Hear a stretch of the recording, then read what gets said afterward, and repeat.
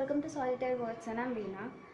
And before going into this video, I want to say a few things. I have huge respect for writers because to have an idea, to develop it creatively, to put it on a paper, to rework on it, get it edited, re-edited, to get it published as a book, it takes a lot of time, effort, and courage. And to wait for the response, audience's response, it's insane, right?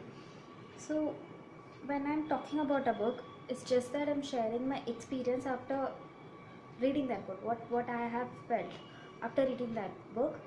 And from person to person, opinions change. It's different.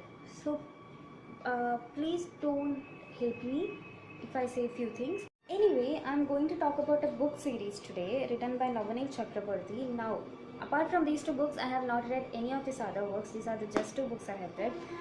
It's the Forever series. Forever is Lie and Forever is True. Now this comes under crime, mystery, thriller genre.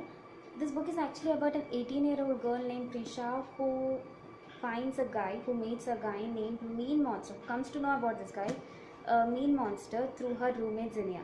Now Prisha is going through a bad phase. She's in Bangalore for study. She goes through this bad breakup phase and she wonders why she had to go through that. She was in that phase. Anyway, the book showcases how Prisha meets Savir and how they develop a friendship and how that friendship becomes into love and how an incident changes everything between them. But later they decide to get back together to investigate why did that happen to them, and that forms the rest of the story. There are other characters like Zinnia, her roommate, two of her friends from college, Gauri and Digambar. Now about the book, how did I feel? What was my feeling? If you ask me how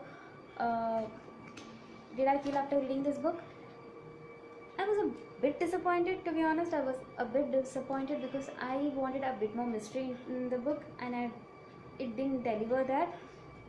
Though I have to admit this, immediately after completing this book, I ordered this book.